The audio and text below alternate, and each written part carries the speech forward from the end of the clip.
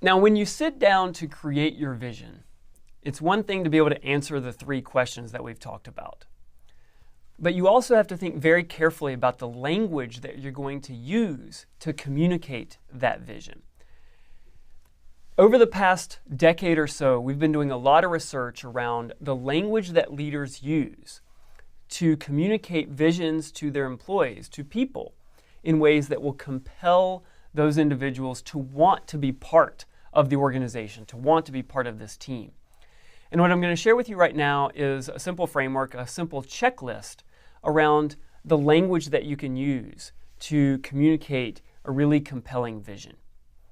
The first in this checklist is to refer to a set of fundamental values. Again, your answer to our third question, how must we act in order to be successful, really gets at these values. You want to refer to those values when you're communicating your vision to your team. Refer to them not necessarily explicitly by calling out the value of X, the value of Y, the value of Z. You can do that.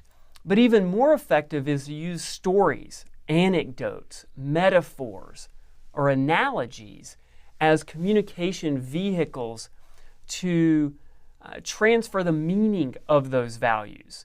It's one thing to say that we value integrity. It's another thing to tell a story about an employee who did, quote unquote, the right thing when nobody was watching, if you will, the definition of integrity.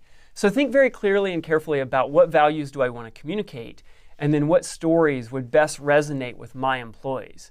And what stories would resonate with my employees may be completely different than the stories that resonate with yours. What anecdotes, what metaphors, what analogies. You have to think very carefully about what's going to resonate with my audience. You also want to use rhetorical questions, much like I'm doing with you here, where I ask you questions that don't necessarily have an answer to them, but that provoke thought. And that's the rhetorical question. You also want to think carefully about using three-part lists. If you pay attention to presidential candidates, for example, in the United States, during election season, who are going around and sharing with American citizens their vision for the country. If you pay careful attention to many of them, not all, but many of them, you'll pick up on a theme or a trend. And it is they start their speech with, here are the three things I'm going to tell you. Then they will go through and tell you those three things at length. And then when they conclude, they will remind you of that three-part list. It's a very effective technique for enabling people to remember the message that you're trying to communicate. So again, rhetorical questions combined with three-part list, very effective communication vehicle for articulating your vision for your team to the people in that team, your employees. You also want to outwardly express moral conviction. And what I mean by moral conviction here is, why does it matter? Here you want to go back to your answer to the first question. Why do we do ultimately what we do as a team? In some of our latest research, we've found that referring to the beneficiaries of your work, again, why do we do what we do? Who are we benefiting through our work? Referring to those beneficiaries is hugely impactful. A colleague of mine and friend, Adam Grant at Wharton Business School, has been doing a lot of research on the motivational benefits of referring to these beneficiaries of your work. And we will share with you some of that research when we talk about motivation and what people value. But that work comes back to this notion of expressing moral conviction about why we do what we do and why does it matter. The more you can clearly communicate to your audience that moral conviction, why we do what we do, and why it's so important, the more they will embrace and get behind that vision that you're trying to communicate. You also want to pay very careful attention to the language you're using. If you are the so-called leader, whether your title is CEO, manager, or otherwise, be very careful not to use words like I want this, or I see our vision as being whatever you ultimately see it as being.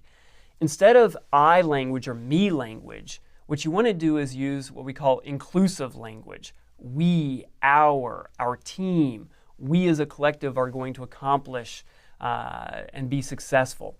The more you can use inclusive language, the more your audience will feel part of the vision that you ultimately are trying to create. They'll buy into it, they'll get behind it, even if their ideas aren't the ones that are ultimately supported. If you go back to Steve Jobs in the 1997 video, he explicitly states, it's not as if all of your ideas are going to be supported. But what he does is uses inclusive language to get them on board with the vision, such that even if their idea is not the one that's accepted, ultimately they understand why, and they're part of something bigger than themselves, this inclusive, collective language. And then finally is you want to repeat. You want to repeat your message multiple times. Anytime you have an opportunity to communicate to your team, this is an opportunity to reinforce the vision that you have. And when you're communicating, make sure that you're repeating the key message.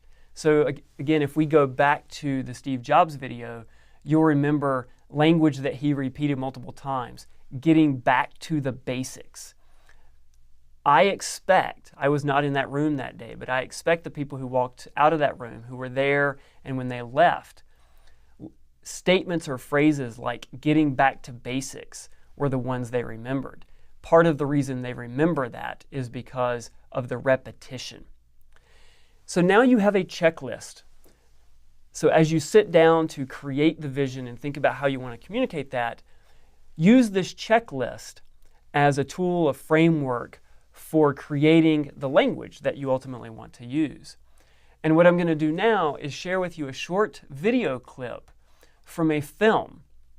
The main lead character in this film, Robin Williams, one of the great comedians of our time, if you will. The film is Dead Poets Society. A little context on the film. Robin Williams is a new teacher. He's an English poetry, literature teacher in an all-boys, very conservative private school. In this school, the boys are taught from a very early age, from the headmaster, their parents, and so on, that career pursuits that are worth their attention and their talents include medicine, law, business. Poetry is probably the furthest thing from their minds. Yet, he is a new teacher in this school responsible for engaging these students in a shared collective activity, which is to learn about poetry.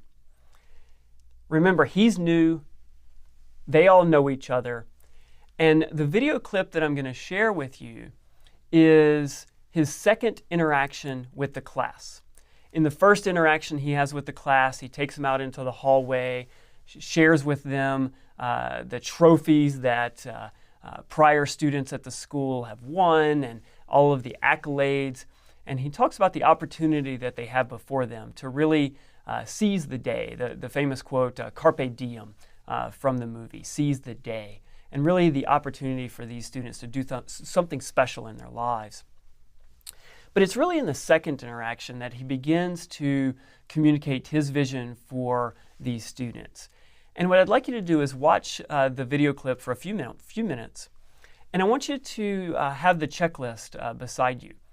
And I want you to pay attention to how he uses the room, uses language, and see if you can take account of the devices from that checklist that Robin Williams uses to communicate his vision to this team or this class of boys at this all-private, extremely conservative school where poetry is not exactly at the top of their priority list.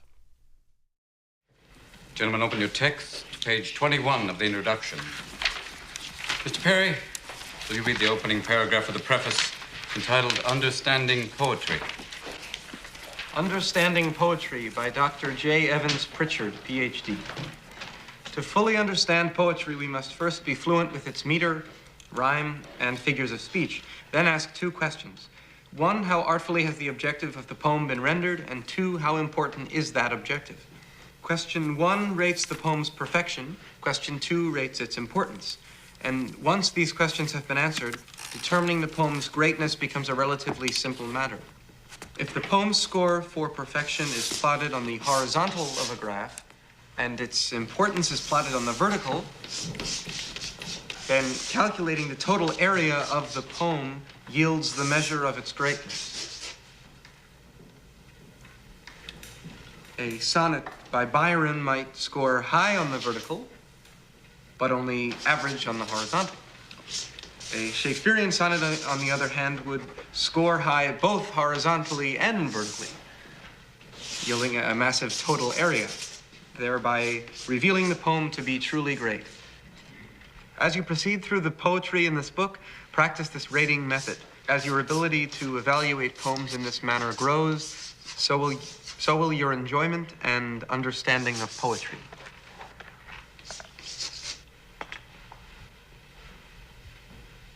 Excrement. That's what I think of Mr. J. Evans Pritchard. We're not laying pipe. We're talking about poetry. I mean, how can you describe poetry like American Bandstand? Well, I like Byron. I give him a 42, but I can't dance to it. Now, I want you to rip out that page. Go on. Rip out the entire page. You heard me. Rip it out. Rip it out. Go on. Rip it out. Thank you, Mr. Dalton. Gentlemen, tell you what, don't just tear out that page. Tear out the entire introduction.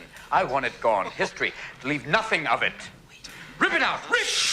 Be gone, J. Evans Pritchard, Ph.D. Rip. Shred. Tear. Rip it out. I want to hear nothing but ripping of Mr. Pritchard. We'll perforate it. Put it on a roll. Not the Bible. You're not going to go to hell for this. Go on. Make a clean tear. I want nothing left of it.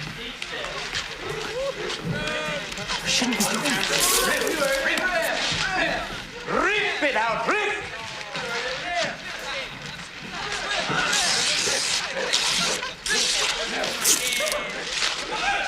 it out. What the hell is going on here? I don't hear enough rips. Miss Keating, Mr. McAllister.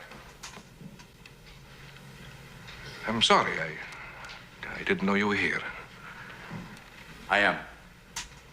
Ah, so you are. Excuse me. Keep ripping, gentlemen. This is a battle, a war, and the casualties could be your hearts and souls. Thank you, Mr. Dalton. Armies of academics going forward, measuring poetry. No, we'll not have that here. No more of Mr. J. Evans Pritchard. Now, my class, you will learn to think for yourselves again. You will learn to savor words and language. No matter what anybody tells you, words and ideas can change the world. Now, see that look in Mr. Pitt's eye? Like 19th century literature has nothing to do with going to business school or medical school, right? Maybe. Mr. Hopkins, you may agree with him, thinking, yes, we should simply study our Mr. Pritchard and learn our rhyme and meter and go quietly about the business of achieving other ambitions. I have a little secret for you. Huddle up. Huddle up!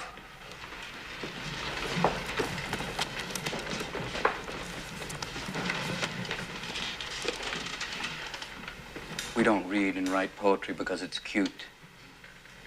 We read and write poetry because we are members of the human race. And the human race is filled with passion. Now, medicine, law, business, engineering, these are noble pursuits and necessary to sustain life. But poetry, beauty, romance, love, these are what we stay alive for. To quote from Whitman, "O me, O life of the questions of these recurring, of the endless trains of the faithless, of cities filled with the foolish, what good amid these, O me, O life? Answer, that you are here, that life exists and identity, that the powerful play goes on and you may contribute a verse. powerful play goes on and you may contribute a verse.